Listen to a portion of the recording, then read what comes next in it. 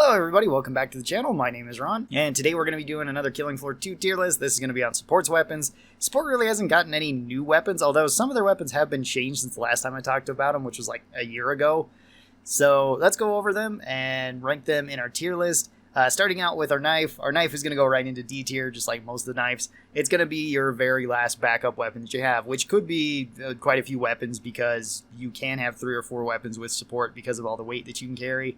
And if you're completely out of ammo and you're forced to use your knife, that's probably either the very start of a map or you got very unlucky. Maybe you didn't spend a lot of money on ammo or something happened and you're forced to just use your knife. Of course, you can use it to block and parry just like every knife, which is useful against like King Fleshpound, or even if Hans decides to go kind of berserk and start hitting you, there is an option there. Your grenade, I would say, is probably B tier. The frag grenade is pretty decent. It's got a big explosion radius. It's got very high damage potential. I think it has the most damage potential out of any of the grenades, without counting perks and stuff, but it's very inconsistent compared to other grenades. That being said, it's still great for clearing up hordes, so it's fine.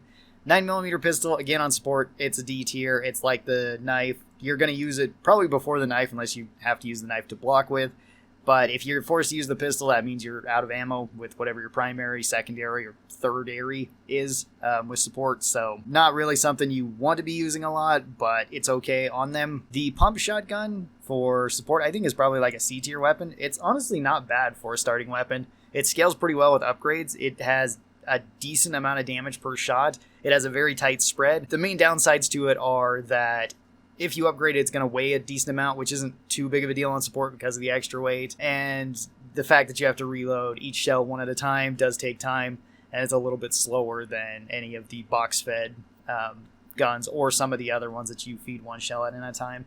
So it's okay. It works well for the starting waves. It can work well as a backup weapon, especially if you just pick it up off the ground somewhere. But it probably won't be your primary weapon for too long. Then we move on to tier 2 weapons, where we've got the Dragon's Breath, or the Trench Gun. This one's pretty decent on support. Support is one of the classes that has practically nothing but good weapons, and this one is fairly decent. I'd probably put this one either on the low end of B tier or the high end of C tier. It's better on Survivalist and Firebug than I would say it's on support. However, it's still lightweight on support. It still has the added fire effect. Fire effect can scare Zeds. It can light things on fire. It can clear up small enemies very quick. And it gives you a different damage type, which is pretty nice. So it's a pretty decent weapon all the way around. It's just that it could be potentially better. It's also not bad with upgrades. It's all around like a pretty decent weapon for just clearing up everything. Nail Gun's up next. Nail Gun is awesome. Nail Gun is either a high B tier or low A tier. I think I might put a low A tier, at least if you're taking the larger magazines, because then you get a ton of shots with the Nail Gun. It's very cost efficient. The nails are super cheap.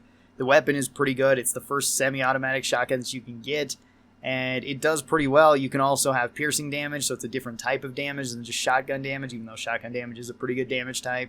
The nails can bounce into multiple enemies, which is nice. For whatever reason, it seems like almost every other patch that they put out for Killing Floor, the nail gun gets buffed in some way, and then they have to revert it because they realize how good it is. So probably like low A tier, high B tier. It's a very high value. A single Buckshot revolver, I'd probably put up into high B tier. It's very good early on. You can throw upgrades into it. It's very lightweight, so you can take it with practically anything that you want. I think the only exception to that is if you're at full weight and you intend on taking both the Doomstick and the AA-12. But if you don't intend on doing that, then there's always going to be space for the Buckshot if you need it. It works really well early on because it's cheap. It works great at close range. It works okay at longer ranges. Has a okay reload speed to it. I guess one of the downsides is that it doesn't benefit from the larger magazine skill. So if you like taking that one, this one doesn't get any bonus from it. But other than that, it's a solid early game weapon. The HZ-12 is also a very solid early game weapon. It's probably like similar to the nail gun. Similar in stats to the nail gun. It's like, I'd say it's a little bit weaker than the nail gun overall, just because it's not like the piercing and you don't have the ricochet. It's got good damage. It's got a huge magazine. The 2-shot, you fire it twice and then you pump it. It's a little bit weird and takes getting used to. So maybe not the most beginner-friendly weapon, although it still has a shotgun, so it's pretty beginner-friendly. Just point it in the general direction of the enemy and shoot them. And if you take the larger magazines, you can hold a ton of shots with this. It's great if you want to pair this with the AA-12 or with the nail gun or with both of them. The medic shotgun too works really well with that combo. Very solid gun. I like it a lot. Double barrel boomstick. Double barrel's probably it's probably S tier. The double barrel is so good. It gives you so much damage early on. At least if you have tight choke, it's S tier. Maybe if you're not running tight choke, then it's like A or B tier because it does have a big spread, but it does high damage per shot. It scales decently well with upgrades, so you get some extra damage there. It doesn't weigh very much. You can also have added mobility with it since you can jump up in the air and fire both barrels.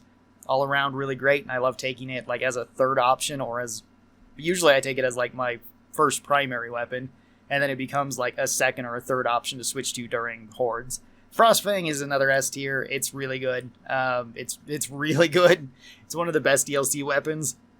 The axe on it is pretty nice. You get bonus damage if something's frozen when using the axe. You can freeze enemies with it. It shoots fairly fast. Oh, and you can block with it too. So you get defense in 2 ways, with freezing enemies and with being able to block. And then you get an added melee option if you run out of shots entirely with just using the axe. It's a really good tier 3 weapon. Dual Buckshots is honestly not incredible for support. I don't know if I want to put it into D tier. I don't know if it's really D tier. It's probably low C tier though, because 1 Buckshot is really good. 2 Buckshots are okay. They do actually start ramping up in weight if you want to start putting upgrades into them, because every upgrade counts for 2 more weight added. Again, not a huge deal with support, but you don't really want these to be your primary weapon because they don't scale incredibly well with upgrades. They do okay damage. They have a decent rate of fire. You can reload both of them fairly fast, so that's kind of nice.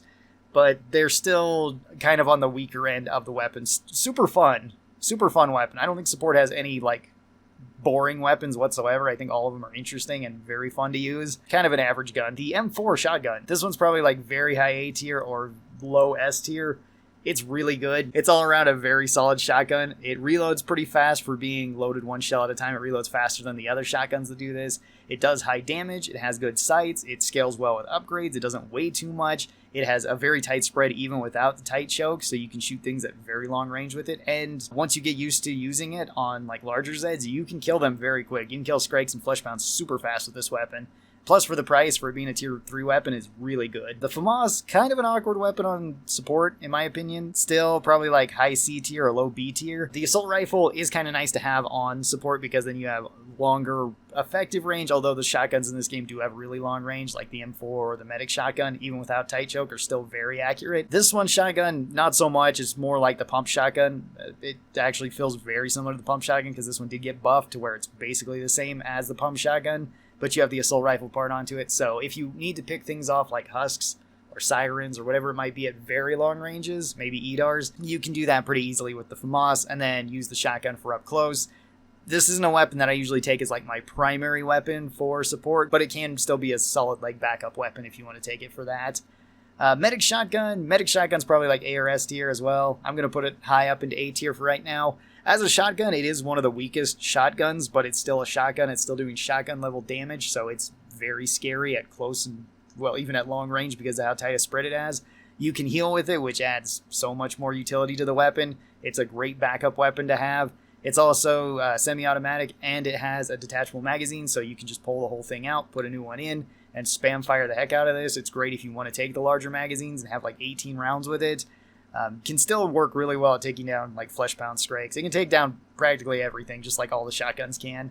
So still very solid weapon. AA-12, S tier. It's been S tier since it ever came out in the original game, and it's kind of just stayed there. It's really good. It works really well as a primary weapon. It does do low damage. It actually has the same damage as the pump shotgun base without any upgrades. The pump shotgun can upgrade more, so it will out damage it, but this is a detachable magazine. You have 20 rounds or 35 rounds if you take the extra magazine size. It's very accurate. It has very nice iron sights. It doesn't bounce around too much. Pretty high rate of fire for a shotgun, and just clears through hordes really fast. It also works really well on boss wave because you can actually start hitting bosses at like any range with it and just spam it at them. Whereas sometimes support doesn't do the best on like boss wave because the shotgun's spread can be a little bit wonky at times. Doomstick, probably another S tier shotgun.